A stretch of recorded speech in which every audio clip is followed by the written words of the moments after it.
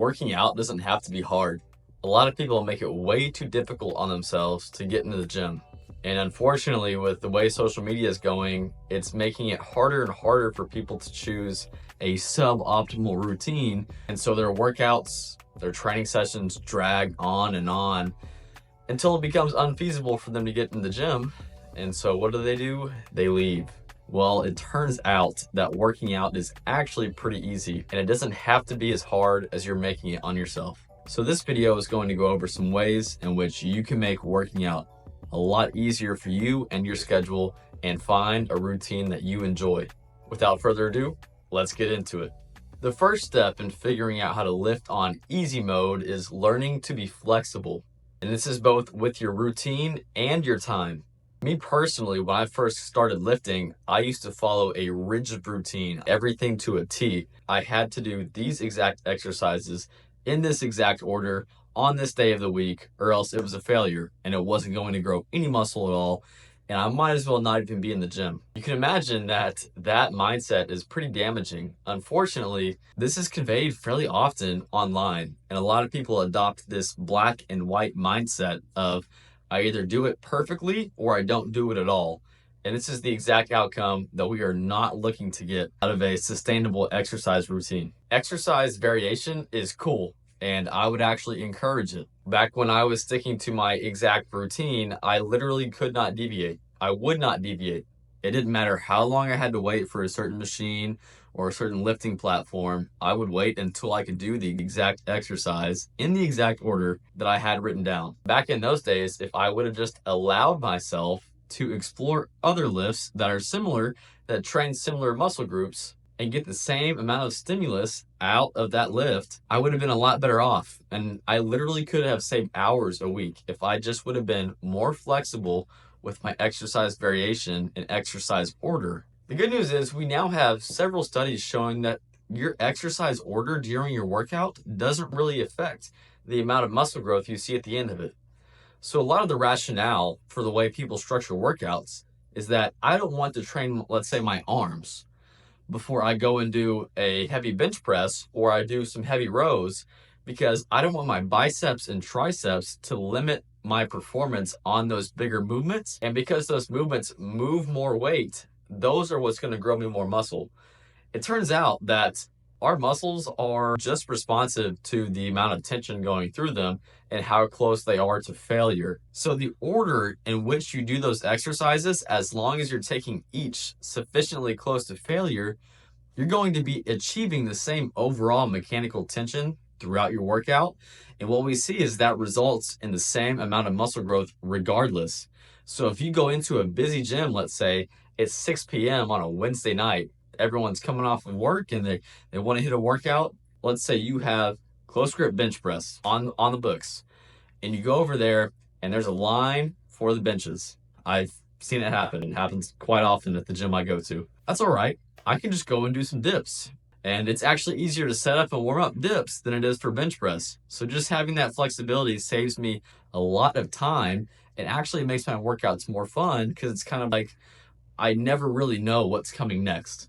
Also, I think supersets are dope for making a routine more sustainable and making it able for you to get in and out of the gym faster, because that's often the biggest barrier for people, is just the actual time limitation they have to fit in a workout. In line with what the exercise order research was showing, we also have studies showing that antagonist paired supersets, so training opposite muscle groups, let's say like supersetting a chest movement with a back movement or a bicep movement with a tricep movement, etc., these actually can cut your workout time literally in half for the same amount of growth. And sometimes in these antagonist paired superset methods, we see performance over the session increase, which is kind of paradoxical. You'll see people preach that you need to rest for 3 to 5 minutes to maximize the amount of performance and hypertrophy you get from a workout. Well, when you actually dig into the data and research, it shows that it's really not true. And we have a lot more flexibility and room to play around with our exercise order and our exercise selection to get the most out of our workout in the least amount of time. So that was learning to be flexible with your actual exercise routine, but we can also be more flexible with our time in general. So if you only have half an hour to lift one day, that's fine. You should lift for that half hour. It's not going to be a black and white thing. If I can't hit my 90-minute training session, then I'm not going to go. You have to learn how to be able to make trade-offs and realize that the worst thing you can do is nothing. So doing something is always going to beat nothing. And you can count that as a win for that day. It's not a loss if you can't fit in your entire workout, if you can't help your time restrictions. Likewise, on the other hand, if you're feeling really good one day and you have a bunch of time, don't feel guilty for throwing in a few extra sets or a few extra exercises.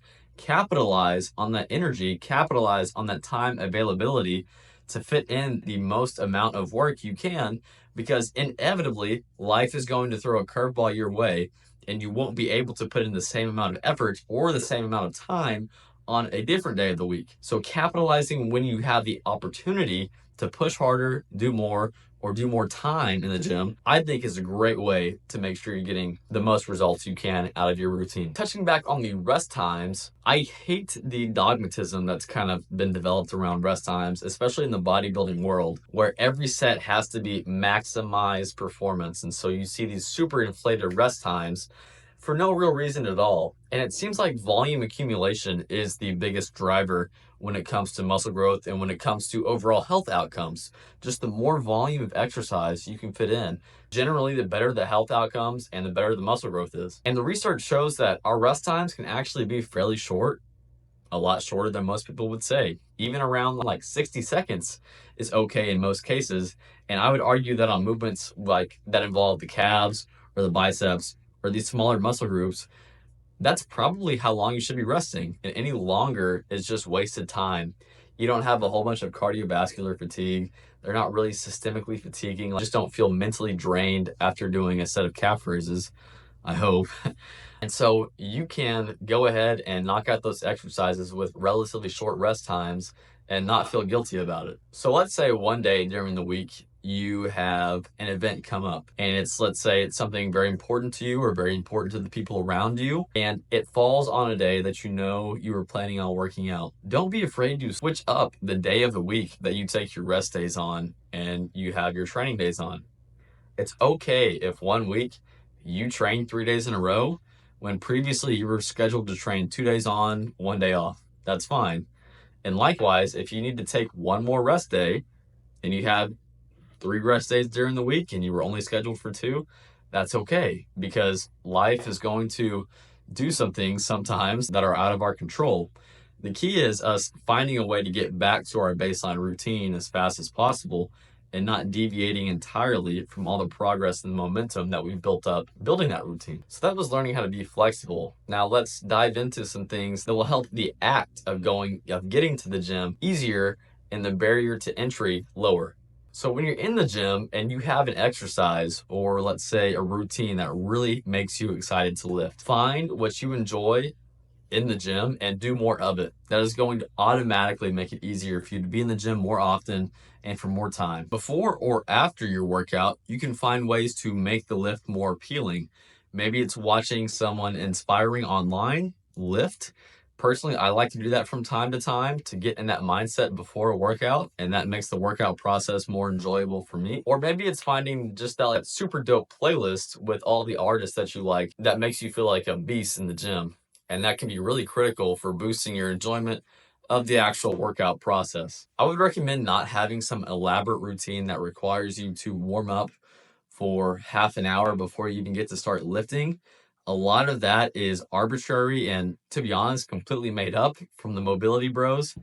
I just did a reel last week on Instagram detailing some of the outlines of the research in that area. I largely think most of the warm up and stretching is overrated, and people would just be better off getting into their workout quicker, doing a few lighter warm up sets with the exercises that they are planning on doing. That is the most specific warm up you can do and the best way to get lifting and lower that barrier to entry of having to do some elaborate drawn up routine before you can even begin working out. And don't feel like you have to have this optimized pre-workout meal, an hour before you lift. So if you're coming home from work, you drive all the way back home to have this meal, wait for it to digest perfectly, then you go to the gym, then you warm up, and now all of a sudden you've lost 3 hours after you've gotten off of work before you can even start lifting. That can add up over time, and that can make it really tough to stick with a gym routine. So if you need to, pack your clothes the night before, prepare your clothes the night before. It's going to make it so much easier on the day you actually go to lift, not having to think about that. It's on autopilot. And plus, you've already invested energy into that action, so you're more likely to follow through with the rest of the action that follows it. Likewise, you can pack a meal or a small snack before your before your lift, so you don't have to drive home to grab that. You can go straight from your workplace to the gym, and then you already have your outfit, you already have your meal, you're ready to go, you're ready to rock and roll, and you found that dope playlist. I promise you, the later you let things get into the day, the less likely you are to do them. So I would recommend that you get your lift, you get your workout in as soon as possible. And following that same line of thinking, if that requires you to wake up fairly early and get your workout in before work, I think that's a great idea if it suits your schedule and it suits your just personal preference for what time of day you lift. Ideally, if time and space allow it, I think investing in some home gym equipment can go a long ways. You don't have to have a full kitted out commercial gym in your garage, but just having the availability of some free weights, maybe some small machines, and let's say you come home from work, you have an event later on that night, a dinner you have to make, that's great. As soon as you get home, you can knock out a half hour, 45-minute workout with the equipment you have available, and you can still enjoy your evening and reap the benefits of your workout. And to round this all off, to reiterate, nothing is worse than doing nothing. I promise you that if you reflect on your day, there are plenty of time blocks where you can fit in exercise. Exercise snacks are a great way of doing this, and there's sort of a new up and coming popular line of research showing that just breaking up even in the smallest amounts of exercise throughout your day can have big benefits on your cardiometabolic health, your mental well-being, and things like that. Exercise snacks could look like anything from doing 10 squats every hour to half hour, or 10 push-ups, or running up and down a flight of stairs every time you get the chance to stand up at work, or even just getting up and stretching for 5 minutes. All of those are going to be far better than sitting down for 4 hours straight. Remember, something is always better than nothing. So if that's all you can do for the day, you can hang your hat on knowing that you did your best to fit in your exercise routine, and you will see the benefits of that.